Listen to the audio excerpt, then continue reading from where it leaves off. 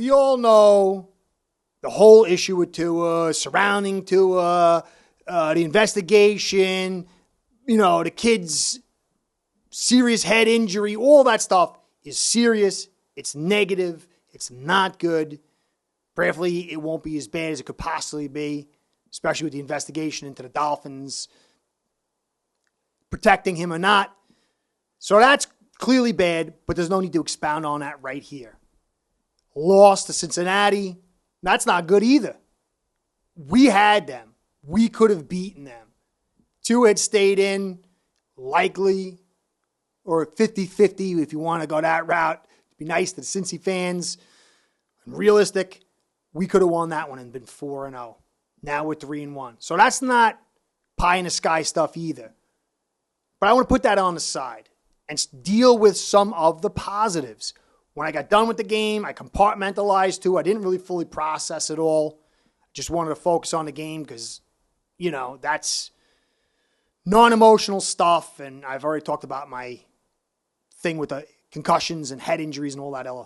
So when I came out of that game for the podcast, I was like, there's a lot of positives. I'm really proud of this team. The way they fought against the Ravens in that fourth quarter, the way they fought against the Bills, and after coming out of a butcher block game like that to go against Cincinnati on the road after a short week, and a defense to play like it did, that to me, I was so proud of this team. It was 2 games and a quarter of just unbelievable toughness, and I was really proud of them for that. So I want to focus on that aspect. I want to focus on Kader Kohou. He's a real popular guy. I didn't want to really cover him and really study him until a couple of games had passed and offensive coordinators got some tape on him because that matters a lot. They watch and they try to find weaknesses and they try to expose it. So I thought this was a good game to cover him. And considering how he played this awesome receiving group, I thought it was excellent. So I went and did some film study on him and to begin to create a palette with which to paint the picture of Kader Kohou as we journey through him with his first season with the Dolphins.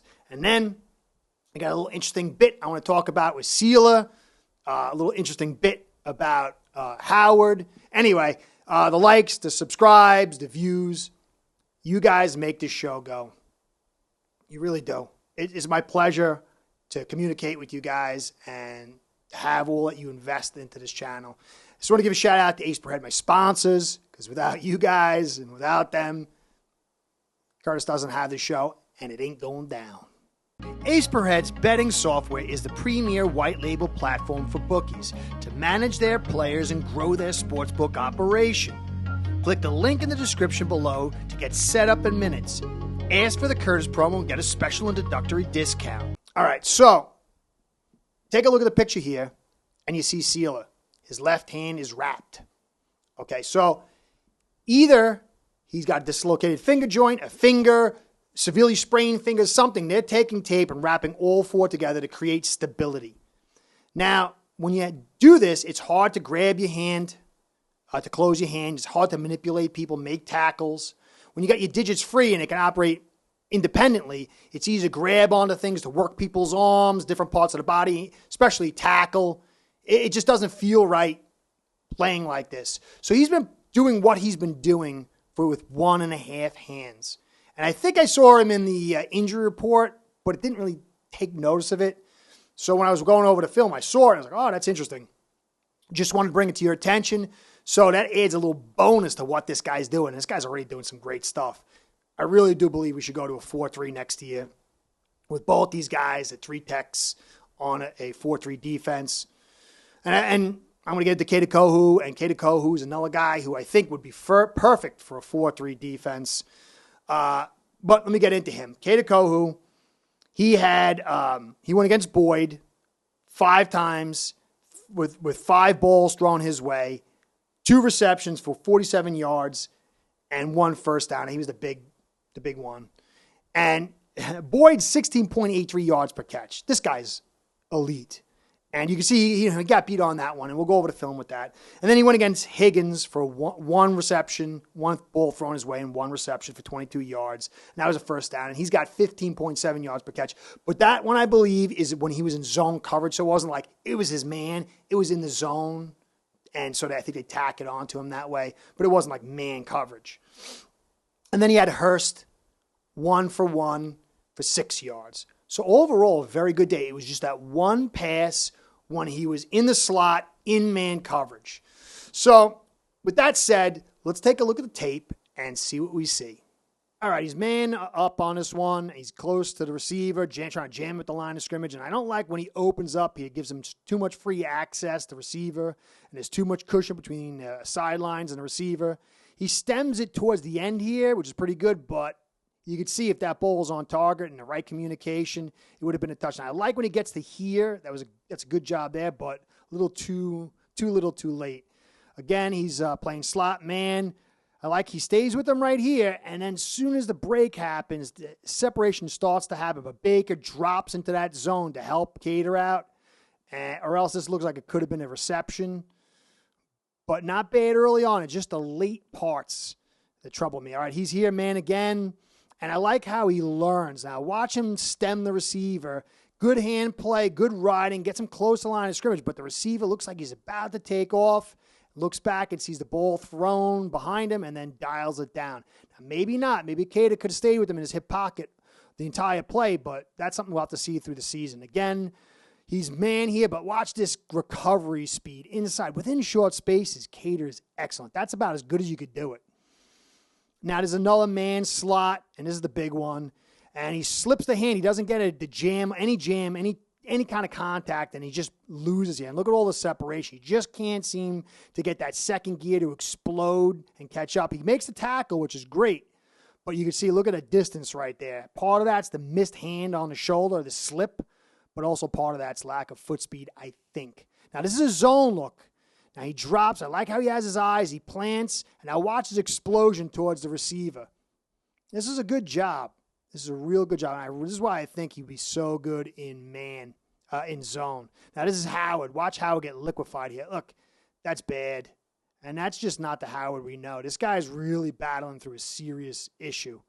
And it's been lingering since preseason. All right. Kader Kohou has some very great traits. The guy is physical. For a young kid, his technique's pretty good. Still needs to grow a little bit. But he's physical, and he's pretty well built. He's got excellent explosion in short area and change of direction. And like I said, he looks like a guy that would be great in man press zone in a 4-3 where you can get up in the guy's face, redirect him, work in small areas.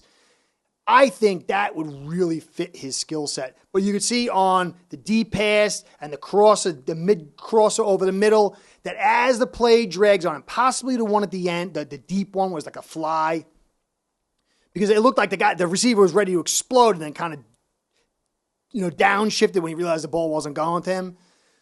But when you take those 3 plays, you could see that Kader stays real close to the guys in short to mid. But as it gets longer, it appears that he doesn't have the top end speed to cover receivers like that. Okay. I personally think we should go to a 4-3, and I say that because the zero look is great, but it demands elite corners that can play man, and Howard is just a guy who's going to probably be injured like this for the rest of his life, and that means you're going to have to spend a big pick to get another top-end corner because Byron's moving on, and we don't have one. Noah ain't cutting it. I don't think he could, maybe, but, is it good odds at this point? I don't think so. So, to me, you can get 2 good zone cover corners that can press, occasionally play man, and Kader would fit perfectly in that role. Along with Seiler and Wilkins, these guys are really good. But you could see on that last play the way Howard was left in the dust. That groin, man, it's hard to change direction. I got a little bit of a groin issue from trying to do some crazy lunges a couple of months ago. That stuff just doesn't want to go away. I guess I'm old or whatever, but it stinks. When you go to make a sharp cut, you can feel it, and it freezes you for a minute, and you don't want to explode off of it. Now, that's the way it looked. I rarely have seen Howard left in the dust like that. So I'm a little concerned about his season this year and going forward because you got so much invested in him. And if you play the zero look, he's got to be healthy all year. And then you got to get another guy that's that good. And then you always got to worry if Howard's not going to be that healthy, who do you get to fill that spot? So anyway, that's my little take on that. We got this Jets game. Let's see what happens here. I believe Teddy has the ability to win this game. We win this game. We are 4-1, and that's a lot of leeway for us to work with a semi-easy schedule. I just wouldn't say manageable schedule. So I know it's Dolphin fans, but stay positive. Stay positive. This is Kurt saying, catch you next time. Be well. Go Fins, and get better to her. Start building your own online sportsbook today by getting signed up with aceperhead.com service that'll allow you to book action on sports from all around the world.